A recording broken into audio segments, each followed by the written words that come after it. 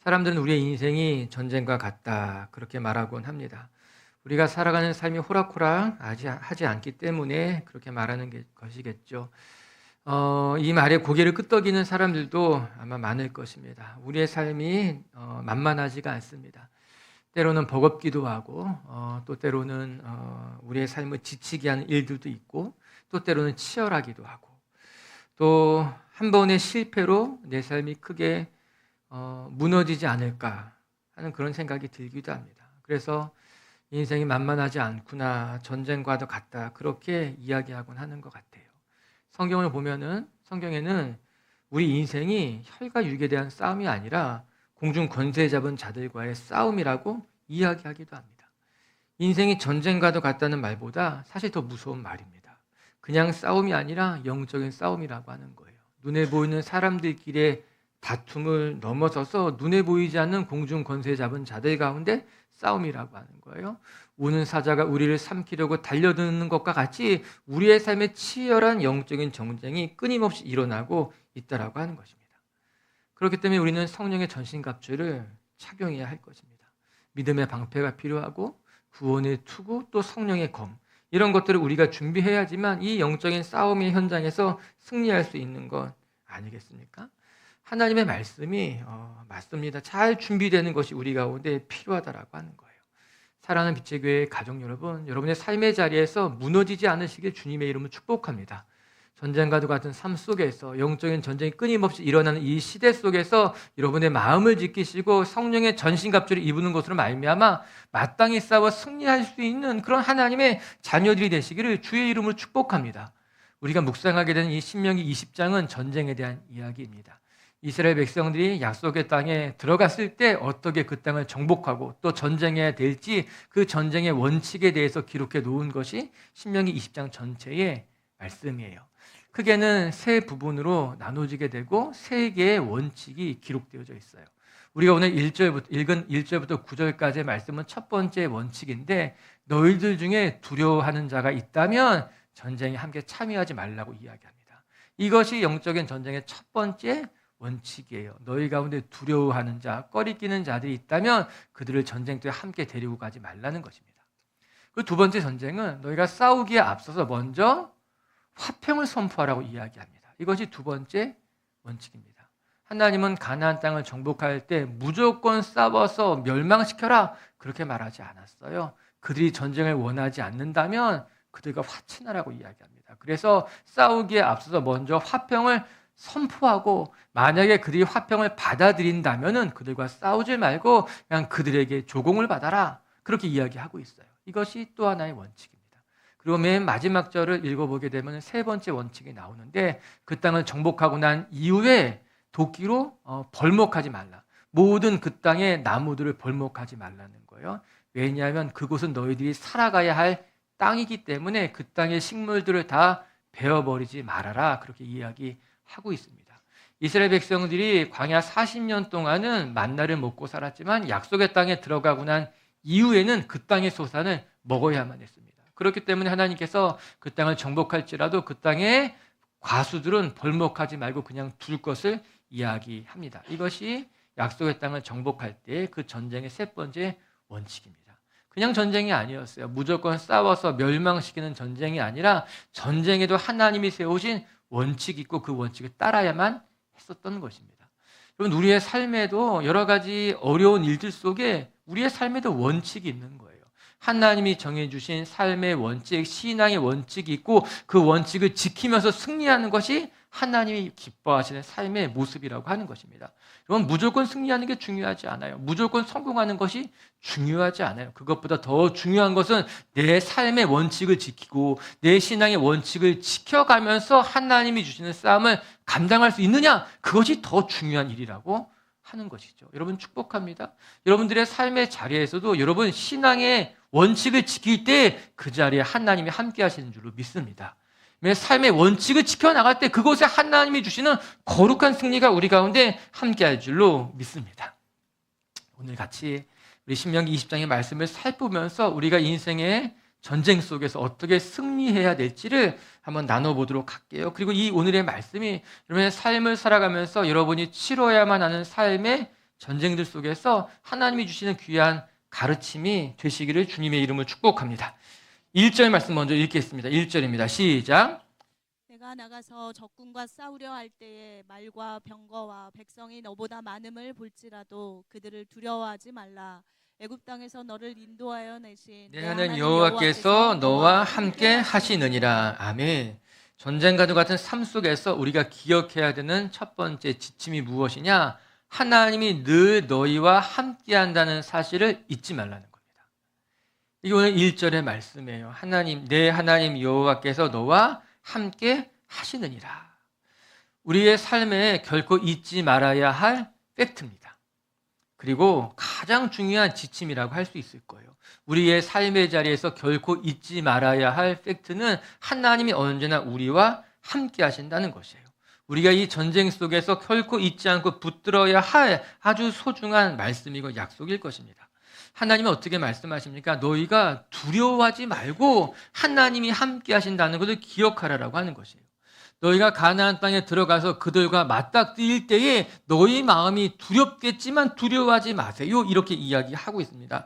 1절은 이렇게 나오죠. 너희가 적군과 싸우려고 할 때 그들의 병거와 백성이 너희보다 많음을 보고 이스라엘 백성들보다 훨씬 더 많은 사람들이 이스라엘 백성들을 기다리고 있었던 거예요. 그들의 수요가 많음을 보고 두려워하지 마십시오.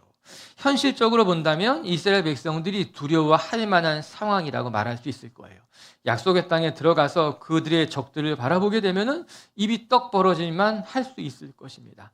정탐한 이후에 그들의 고백이 무엇입니까? 그 땅에는 아낙 자손들과 같이 거대한 민족들이 살고 있었고 우리는 그들 앞에 아주 초라한 존재와 같습니다. 이야기한 건 아니에요. 그뿐만 아니라 그들의 마병과 병거와 군사들이 우리보다 많음을 보니 이스라엘 백성들이 감당할 만한 싸움이 아니었다라고 하는 겁니다. 뿐만 아니라 요단강을 건너서 그들이 가장 먼저 접한 성읍이 여리고 성읍이었어요. 여리고 성읍은 그 가나안 땅의 여러 성읍들 중에서 가장 큰 성읍이라고 말할 수 있을 것입니다. 그 여리고 성의 별명이 종려나무 성읍입니다. 왜냐하면 그곳에 가장 큰 오아시스가 있었기 때문에 일찍부터 도시가 발달된 곳이었던 겁니다. 그곳이 가장 많은 사람들이 살았던 가장 큰 도시였다는 거죠. 그 여리고 성읍이 얼마나 컸던가 자료를 찾아보게 되면 그 성벽의 두께가 마차 2대가 서로 교차해서 지나갈 만큼의 큰 성벽을 가지고 있다는 겁니다. 우리식으로 말하자면 왕복 2차로의 도로가 깔릴 만큼 큰 성벽으로 막혀 있는 것이 여리고 성읍이었죠. 이스라엘 백성들이 광야 40년을 지나오면서 그런 성읍을 보지 못했을 겁니다. 그 성읍을 보는 것만으로도 이스라엘 백성들의 마음이 두려웠다라고 하는 거예요. 이 하나님께서 이야기하고 계십니다. 너희들이 보이는 것 때문에 두려워하지 말고 너희들 앞에 펼쳐진 상황들 때문에 두려워하지 말고 너희와 함께 하시는 하나님을 바라보는 것이 필요하다라고 하는 거예요.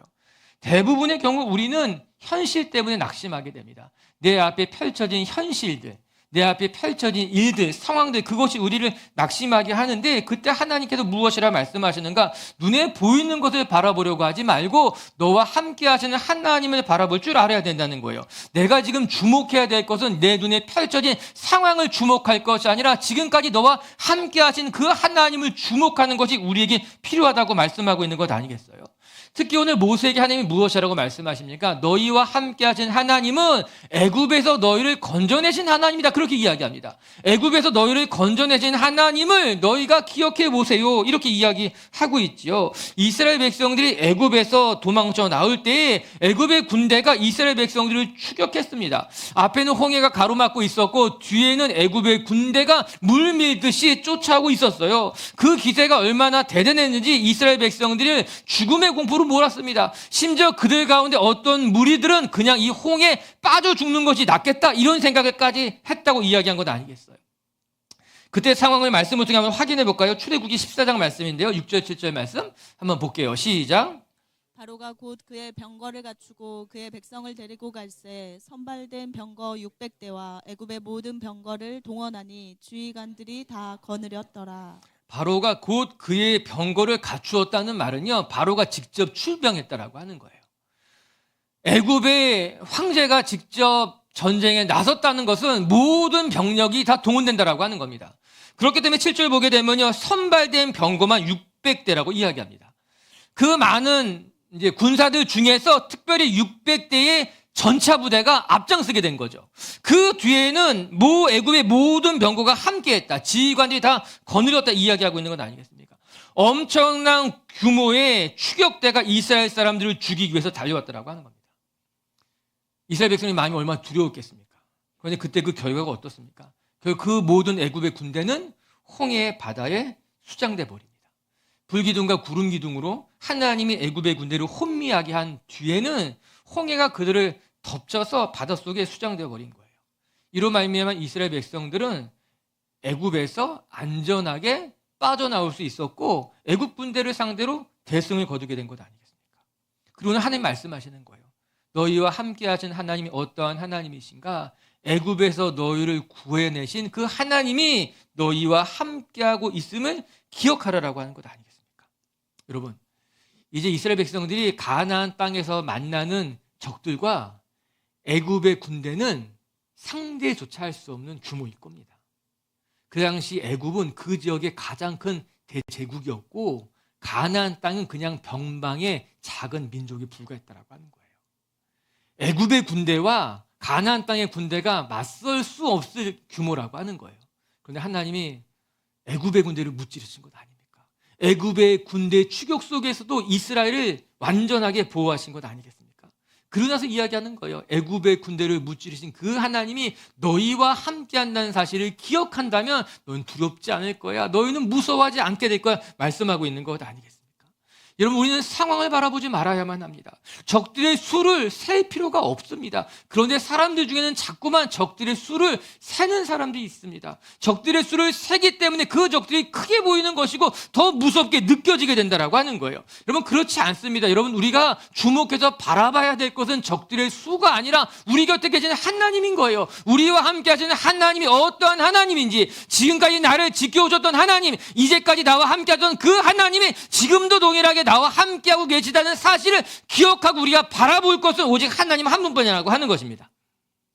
여러분들이 하나님을 주목할 수 있게 주님의 이름을 축복합니다. 눈앞에 펼쳐진 것 때문에 낙심하는 것이 아니라 눈에 보이는 것으로 말미암아 초라해 보이는 것이 아니라 하나님을 바라보게 된다면 능히 이기게 될 줄로 믿습니다. 사실 우리가 두려워하는 것은요, 내 자신의 연약함일 것입니다. 결국에는 내가 이 상황을 극복하지 못할 것만 같은 그 마음이 내 안에 들게 되는 거예요. 내가 실패하면 어떡하지? 내가 실패하고 난 뒤에 나의 삶이 어떻게 되는 것일까? 그것이 우리의 마음에 걱정이 되는 거예요. 근심이 되는 것 아니겠습니까? 그런데 그것보다 더 중요한 것은 이 모든 문제를 극복하게 하시는 분이 하나님이라고 하는 거예요. 내가 부족해도, 내가 연약해도 결국에는 그 문제를 풀어가시는 것은 하나님이라고 하는 것입니다. 여러분, 축복합니다. 가장 큰 축복이 무엇인가? 우리는 아무것도 아니라는 사실을 발견하게 되는 거예요. 여러분, 우리는 그렇게 대단한 존재가 아니에요. 자꾸만 나를 입증하려고 하지 마세요. 나를 대단한 사람이라고 생각하려고 하지 마세요. 우리는 그냥 부족한 사람들인 거예요. 우리의 부족함을 인정하면 문제는 의외로 쉽게 풀어질 수 있습니다. 나는 부족한 사람이기 때문에 하나님 앞에 나아가는 겁니다. 내 힘으로는 감당할 수 없기 때문에 하나님의 도움을 구하게 되는 것 아니겠습니까? 결국에는 부족한 내 인생을 통해서 하나님이 일하신다는 걸 경험하게 되는 거예요. 내가 연약한 것을 인정하게 되면, 내가 부족한 사람이라는 것을 인정하게 되면 그 자리에 하나님의 은혜가 시작되는 것 아니겠습니까? 사랑하는 우리 빛의 교회 성도 여러분, 우리가 어려운 상황에 놓였다 할지라도 그것 때문에 여러분의 마음이 눅눅도 녹아버리지 마시고, 여러분 곁에 계신 하나님, 지금까지도 여러분의 삶을 인도하신 그 하나님을 바라보시고 삶의 자리에서 승리할 수 있는 하나님의 백성들 되시기를 주님의 이름으로 축복합니다. 두 번째, 또 영적인 전쟁에서 우리가 어떻게 감당해야만 하는가? 하나님은요, 어떠한 사람들 앞에서도 어떠한 상황 속에서도 두려워하지 말라고 이야기하죠.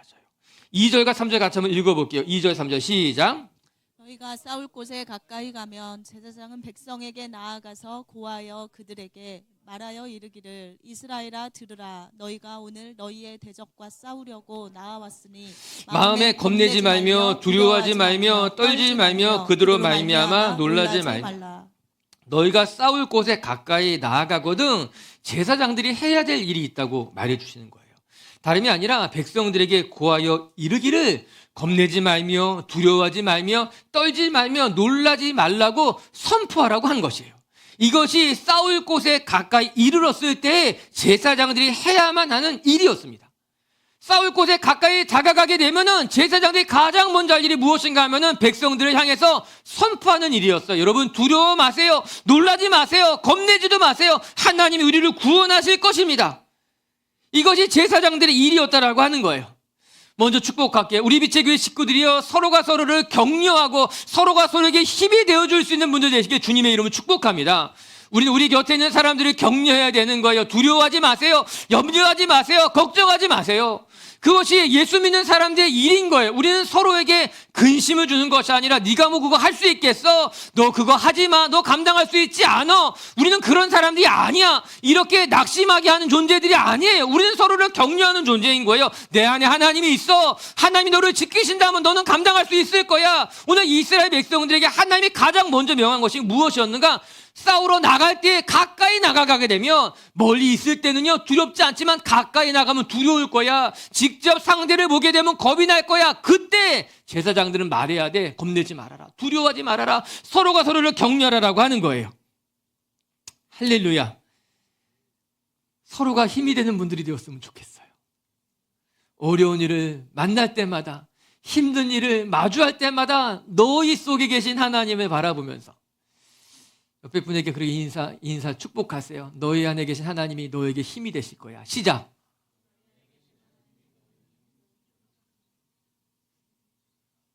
가까이 있으면 저도 한번 하고 싶어요. 화이팅. 화이팅. 이렇게 설교하면 안 되는데. 화이팅입니다, 여러분. 진심으로. 하나님께서는 이스라엘 백성들이 두려워할 것을 알고 있었어요. 어찌 보면 매우 당연한 일일 수 있을 것입니다. 지금까지 싸워보지 못했던 적들을 만날 텐데 그들 눈앞에 크고 높은 성벽들과 마주하게 될 텐데 왜 두렵지 않겠습니까? 왜 겁이 나지 않겠습니까? 우리가 살아가는 데 있어서 겁나는 일이, 두려운 일이 왜 없겠어요? 걱정도 있고 근심도 있고.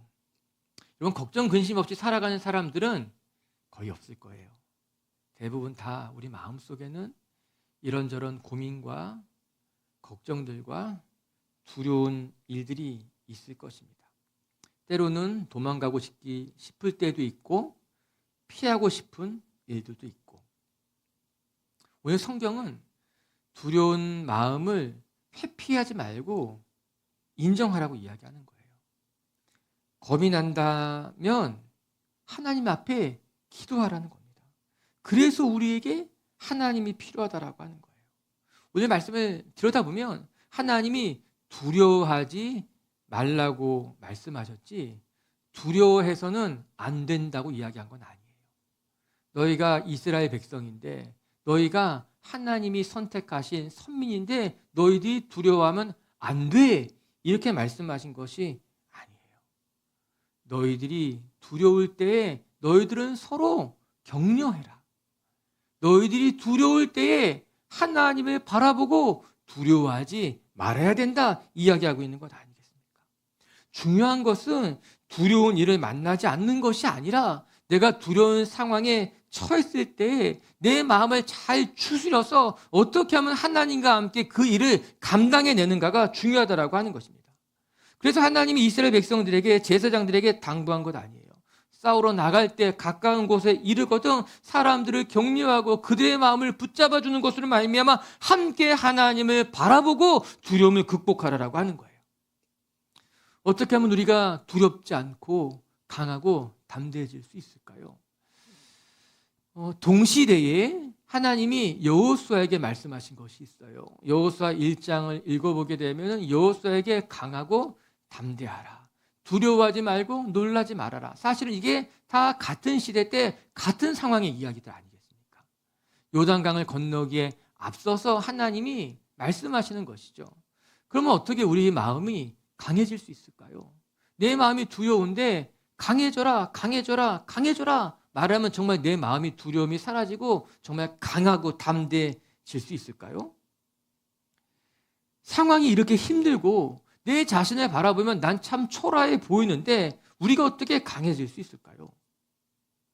그 해답을 찾으려면 이 강하다라고 하는 단어를 들여다보면 힌트를 발견할 수 있습니다. 이 강하다라고 하는 단어가 하자크라고 하는 히브리 말이에요. 이 단어의 원래의 뜻은 단단하게 묶다, 꽁꽁 묶어버리다 이런 의미를 갖고 있는 단어예요. 더 나아가서 이 단어는 무엇인가에 꽉 달라붙어 있는 의미를 갖고 있다는 겁니다. 거기에서부터 강하다라는 단어가 의미가 나온 것이라고 하더라고요. 즉 강하다는 것이 무엇인가? 하나님께 꽉 달라붙어 있는 모습이 강하다는 것입니다.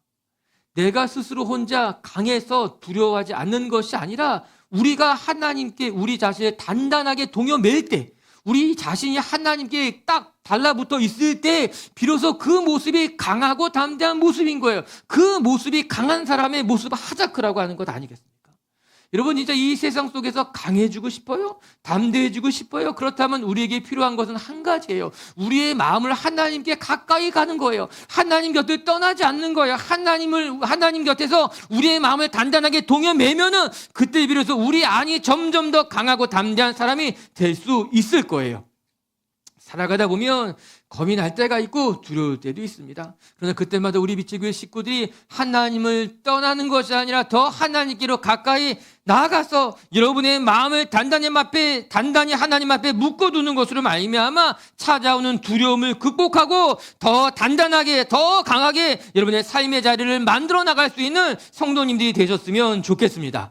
우리 4절 말씀을 마저 한번 읽어볼까요? 4절 말씀 시작. 너희 하나님 여호와는 너희와 함께 행하시며 너희를 위하여 너희 적군과 싸우시고 구원하실 것이라 할 것이며. 중요한 동사가 3개 나오죠. 하나는 함께 행하시며, 두 번째는 적군과 싸우시고, 세 번째는 너희를 구원할 것이라. 이 3개의 동사가 20장 전체를 이끌어가는 중요한 동사들이에요. 어떻게 약속의 땅을 정복할 수 있을까? 이 정복 전쟁에 있어서 이 3개의 단어가 중요해요. 가장 첫 번째는요, 하나님이 너희와 함께 행하신다는 겁니다. 애굽에서부터 너희를 건져내셨던 그 하나님이 지금 40년 동안 너희와 함께 행하셨다는 것 아니겠어요? 그 하나님이 너희 곁에 계시다는 겁니다. 우리 앞서 살펴본 말씀인 거예요. 하나님이 지금 이스라엘 백성들과 함께 행하시기 때문에 두려울 것이 없는 거예요. 그리고 두 번째는요, 너희 적군과 싸우시고 이렇게 나옵니다. 우리 4절의 말씀을 이렇게 나오죠. 너희와 함께 행하시며 너희를 위하여 너희의 적군과 싸우시고 이렇게 이야기하고 있어요. 우리와 함께 행하시는 하나님은 어떠한 일을 하시는가? 우리의 적군과 맞서 싸우신다는 겁니다. 이 4절의 말씀을 자세히 들여다보면은 너희의 적군과 하나님이 대신해서 싸우시겠다라고 하는 거예요. 나의 대적과 내가 싸우는 것이 아니라 하나님이 나의 대적과 싸우시겠다라고 하는 거예요. 하나님 눈에 보시기에는 나의 대적이 하나님의 대적이라고 하는 거예요. 나를 해하고자 하는 나의 적이 하나님에 맞서 싸우시는 적이라고 하는 거예요. 4절 말씀 잘 보세요. 너무나 감사하지 않아요? 너희를 위하여 너희의 적군과 하나님이 싸우신다라고 하는 것이죠. 우리가 언제 두려운가? 내가 핸들할 수 없는 상황에 처해지게 되면 우리는 그때부터 불안해지게 됩니다.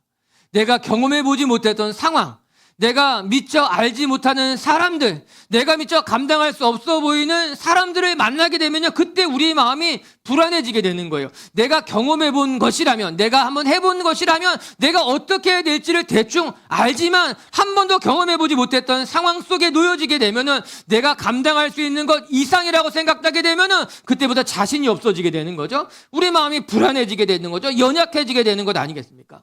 오늘 이스라엘 백성이 만난 대적이 그랬던 거예요. 이스라엘 백성들이 경험해보지 않았던, 그들과 맞서 싸우기에는 감당할 수 없어 보이는 사람들. 근데 그때 하나님이 무엇이라 말씀하십니까? 그 대적과 하나님이 싸우시겠다는 거예요.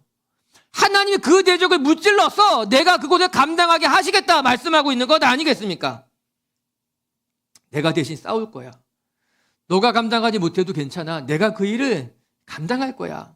내가 너의 편이 되었기 때문에 너는 걱정할 것이 없어. 이 말씀하고 있는 거예요. 만약에 이 싸움이 영적인 전쟁이라면 이 말씀은 너무나 소중한 말씀이 됩니다. 우리가 영적인 전쟁에서 맞서 승리할 수가 없어요. 맞서 싸우려고 해도 그건 어리석은 일인 거예요. 내가 치유하려고 해도 치유할 수 있는 게 아닙니다. 내가 감당하려고 해도 내가 감당할 수 있는 것이 아니에요. 그런데 그때 하나님이 무엇이라 말씀하십니까? 너는 내 뒤에 숨어.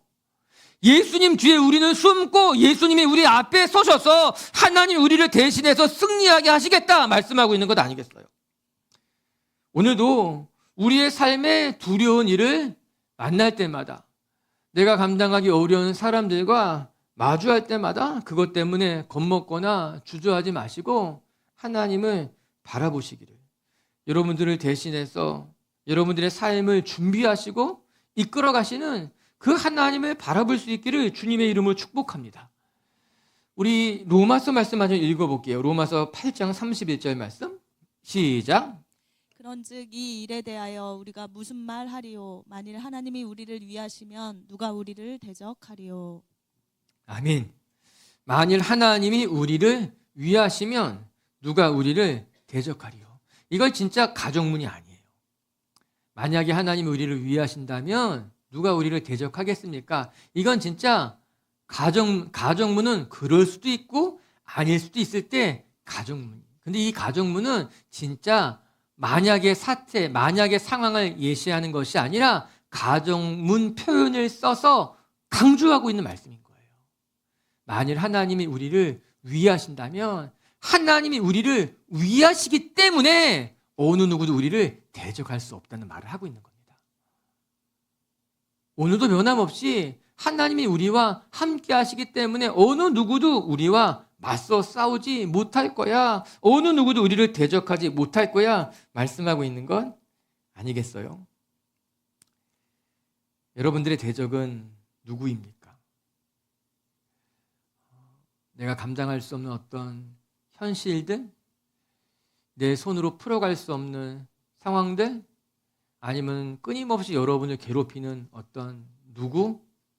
아니면 여러분 자신? 기억하시기 바랍니다. 그것이 무엇이 됐던 누가 됐던 하나님이 우리를 위하시면 하나님 오늘도 여러분들과 함께 하셔서 여러분의 편이 되셨기 때문에 능히 감당하게 될 줄로 믿습니다. 그래서 우리는 두려워할 필요가 없어요. 여러분의 삶을 두려워하지 마세요. 제가 아주 오래전부터 청년들에게 해줬던 이야기, 여러분들도 어쩌면 여러 번 들었을 수 있어요. 저는 우리 빛의 교회 젊은 분들이 여러분들의 미래를 두려워하지 말고 여러분들의 미래를 기대하시고 여러분들의 미래를 사랑하시기를 주님의 이름으로 축복합니다. 우리는 우리의 미래가 두렵습니다. 우리의 삶에 미래가 두려울 수 있어요. 근데 하나님께 우리에게 말씀하십니다. 미래를 두려워하지 말고 미래를 사랑해라.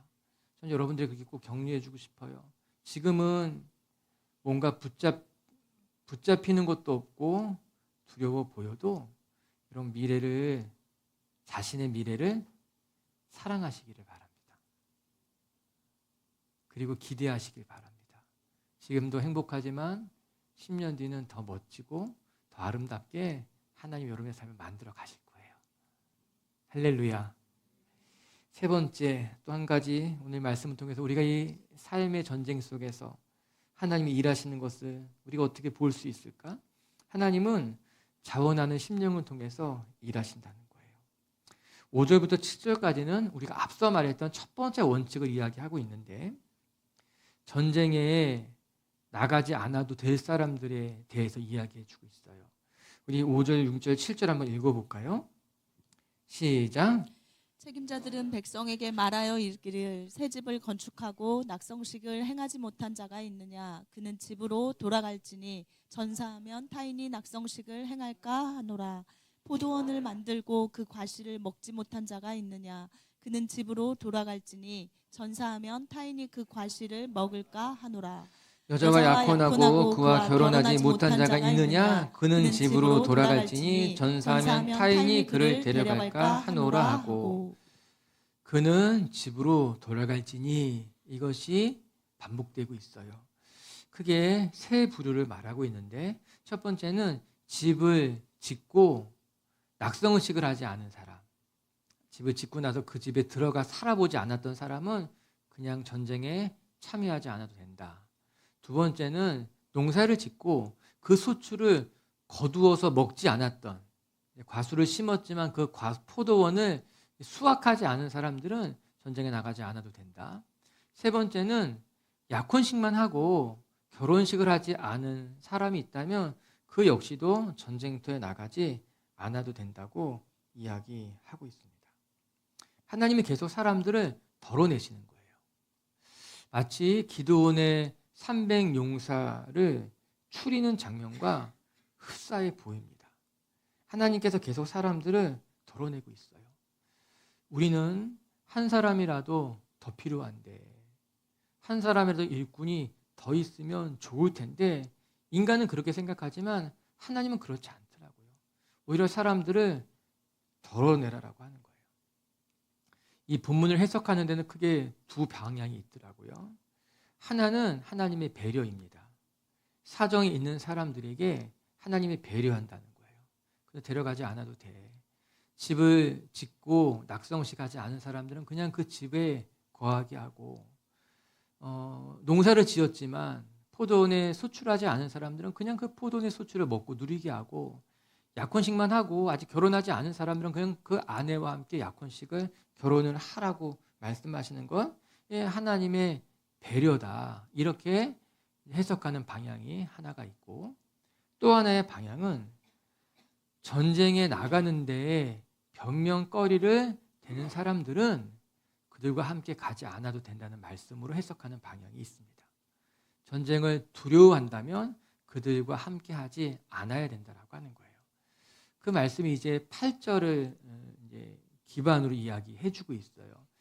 그렇게 이야기하더라고요. 흔히 이제 히브리 문학에서 나오는 3+1 이런 이제 문학 유형이라고 하는 거예요.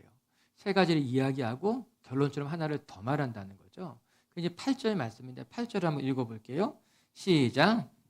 책임자들은 또 백성에게 말하여 이르기를 두려워서 마음이 허약한 자가 있느냐? 그는 집으로 돌아갈지니 그의 형제들의 마음도 그의 마음과 같이 낙심될까 하노라 하고. 즉 그들 중에 마음에 두려워하는 사람이 있다면 데리고 가지 말라고 하는 거예요.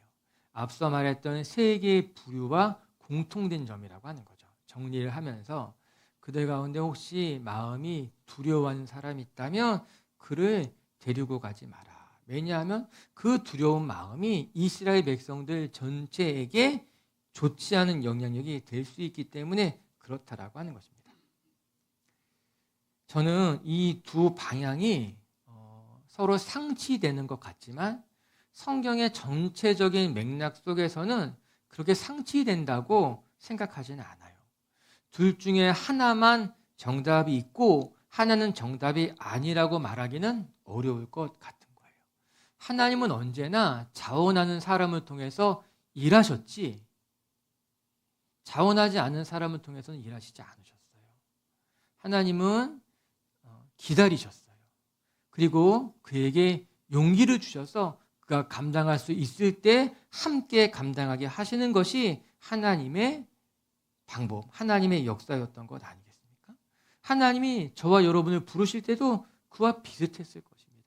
하나님은 때로 우리를 기다려주셨고 때로는 우리에게 용기를 주셨고, 그래서 우리가 일어나면 우리를 통해서 일하시는 것이 우리 하나님이신 것 아니겠어요? 그렇기 때문에 오늘 본문에서는 우리가 하나님의 지혜를 배우면 되는 것입니다. 하나님은 두려워하는 사람들을 데리고 가지 말라고 하셨어요. 그를 그냥 빼버리라 말씀하시는 것이 아니라 그들을 그냥 두고 자원하는 사람들을 통해서 하나님의 일을 감당하자라고 하는 것입니다. 두려워하는 사람이 있다면 오히려 그가 공동체 전체에 좋지 않은 영향력을 끼치기 때문에 그들은 그냥 두고 준비된 사람들, 자원하는 사람들을 통해서 하나님이 일하신다라고 하는 거예요. 여러분, 악화가 양화를 구축한다는 말이 있지 않습니까? 좋지 않은 영향력이 결국에는 좋은 영향력까지 이렇게 좋지 않게 만들어 가게 된다라고 하는 거예요. 그것이 전체적으로 이제 좋지 않은 영향이 더 빠르게 흘러간다라고 하는 것입니다. 우리가 살아가면서 느낄 수 있는 일일 거예요. 한두 사람이 불평하기 시작하면 그 불평이 마치 전체의 불평인 것처럼 확대 해석될 수 있고 그것이 좋지 않은 분위기로 만들어져 갈 수 있기 때문에 조심해야 되는 것이죠. 오늘 성경 이야기합니다. 두려워하는 사람들은 두고 하나님의 말씀 앞에 자원하는 자들을 통해서 하나님이 일하게 하시는 것이 이 전쟁에 나갈 때의 원칙이라고 말씀하고 있는 거예요. 여러분들 축복합니다. 우리 비책의 식구들이 우리가 앞서 두 가지 묵상한 것과 같이 우리의 삶에 두려움이 있고 감당하기 어려운 일이 있다 할지라도 하나님이 함께 하신다면 능히 감당할 수 있다는 것을 기억하며 언제나 여러분의 삶을 주님께 내어드릴 줄 아는 성도님들 되시기를 주의 이름으로 축복합니다. 우리의 삶을 하나님께 맡겨드리면 하나님은 저와 여러분을 통해서 아름다운 일들을 만들어 가실 거예요. 저는 여러분들을 도전하고 싶어요. 우리의 삶이 하나님 손에 붙잡히면 여러분들이 그리고 만든 인생보다 더 멋지고 아름다운 인생이 펼쳐지게 될 것입니다. 전 이 믿음이 있기에 여러분들을 주의 길로 인도하고 싶은 거예요. 오늘 그 주님을 바라보며 자원하는 심령으로 매일매일 주와 동행할 줄 아는 성도님들 되시기를 주의 이름으로 축복합니다. 말씀을 정돈합시다. 우리가 살아가는 삶이 전쟁 같기도 하고 또 성경은 우리의 싸움이 혈과 육의 싸움이 아니라 공중 권세 잡은 자들과의 싸움이라고 이야기하고 있지 않습니까? 오늘도 우리 비치교회 성도 여러분들 삶의 자리에서 승리할 수 있게 되기를 주님과 함께 맞선 자리에서 능히 감당하는 분들 되시기를 주님의 이름으로 축복합니다. 첫 번째, 이 세상 속에서 우리가 어떠한 일들을 만난다 할지라도 하나님이 우리와 함께 하신다는 것을 기억하는 분들 되시기를 주의 이름으로 축복합니다. 두 번째, 두려운 일이 있어도 두려워하지 마시고 여러분 곁에 계신 분이 하나님이라는 것을 기억하고 여러분 늘 주님 곁에 가까이 있게 되시기를 주의 이름으로 축복합니다. 세 번째, 하나님은 자원하는 사람을 통해서 일하실 것이라 오늘도 여러분들을 통해 선한 일이 많이 열매 맺어지기를 주의 이름으로 축복합니다.